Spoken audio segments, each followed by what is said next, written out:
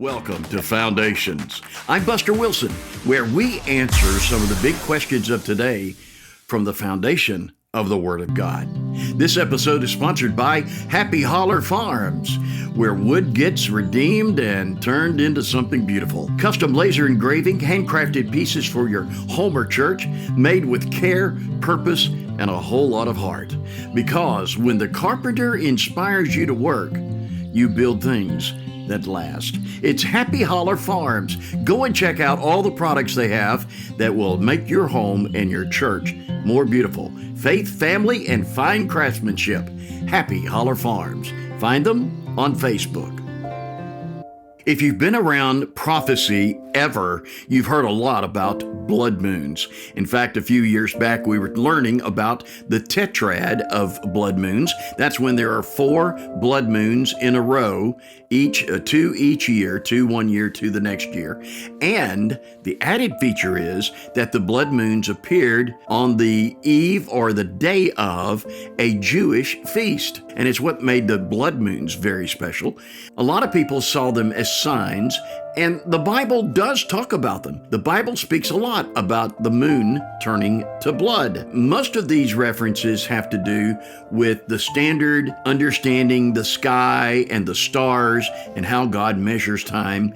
And then there is one primary reference to the blood moon when the day of the Lord is approaching, and that's the second coming of Jesus Christ. The blood moons are not meant to be time or date setters, so we're not doing that today. I want you to understand that. But something very interesting is happening, and a third time it's coming up this week. It's the blood moon appearing during the Feast of Purim. Now, what is the Feast of Purim? The Feast of Purim was about, have you ever heard of the book of Esther? The book of Esther is where we learn about Purim, and Purim was established there as a feast to be celebrated by the Jews. Naaman tried to get King Ahasuerus to completely destroy and annihilate the Jews. He was on his way to seeing it happen until there was somebody who was appointed to the kingdom for such a time as this. Queen Esther went into the king and made a plea for Haman's plan to be thwarted. And it was. She and Mordecai, her uncle, who raised her, worked together to bring peace back to the Jews, and they even got King Ahasuerus to pronounce to the whole kingdom that the Jews not only would live, but they would destroy all of their enemies. It was set by Haman originally, the destruction and extinction of the Jews, on a certain day that was decided by lot or Pur. So it became known as Purim, Purim, and it's been a feast day of the Jews ever since. So what about the blood moons in Purim? What's so important? I say there's 3 of them. Let's look at that. First of all, on March the 23rd, 2024, the Feast of Purim, there was a blood moon.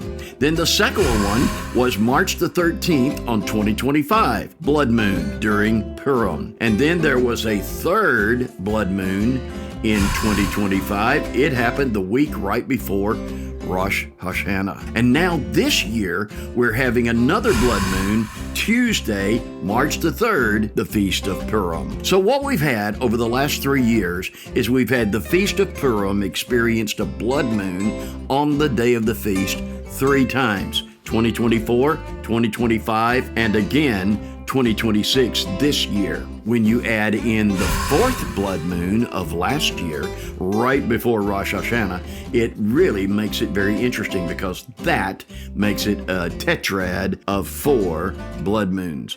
Now let's back up and ask ourselves, what does this mean? What does it matter? Well, again, we are not setting dates. We're not trying to say that during these blood moons, the rapture is going to happen or the second coming of the Lord. Nothing like that. We're not setting dates. But the blood moons were established by God as a sign to the Jews. Throughout history, the blood moons occurred on feast days, as they will have by March the 3rd, 3 times in a row. The Lord always says when the blood moon appears on a feast day, it's significant. It's a warning. It's to get attention. It's to capture your heart and capture your imagination. It is to draw you closer to the Lord. It is to get you to be expectant of what the Lord is about to do. You remember, Purim was the feast that celebrated the fact that the Jews were not going to be exterminated, that they were going to live. And for the last 2,500 years, they have continued to live. They celebrate that every year. The other thing that has lasted for 2,500 years is the spirit of Haman that wanted to destroy the Jews. We call that today anti-Semitism. And there's coming a day where that spirit is going to be embodied in who's called the Antichrist. So, Purim is a time to celebrate the salvation of the Jews.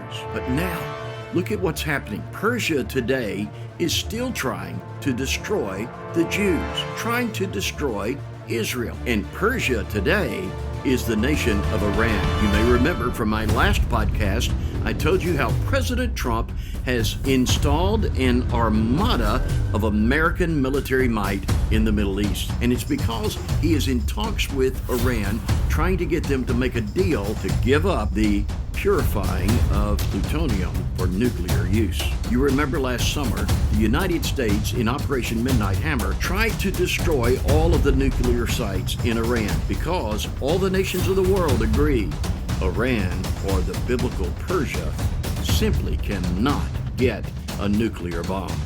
Operation Midnight Hammer was a huge success, but we have learned that Iran continues to try to refine weapons-grade plutonium. So President Trump is meeting with them right now, trying to get them to make a deal. But if they do not make a deal, the president has made it clear something bad is going to happen. One wonders, is the blood moon on this year's celebration of Purim, the feast that celebrates the fact that Jews were not annihilated, is this the year that there's going to be something bad happen that will keep Iran, Persia, from once again trying to annihilate the Jews? God has definitely decided to speak through the sun, the moon, and the stars. He also speaks through the events of the world, and he speaks through the nation of Israel. But most importantly, God speaks to us every day through the foundation of the Word of God. This is Foundations, and I'm Buster Wilson. Thanks so much for listening, and please share this broadcast with all your friends. Until we meet again, God bless, and stay in the Word.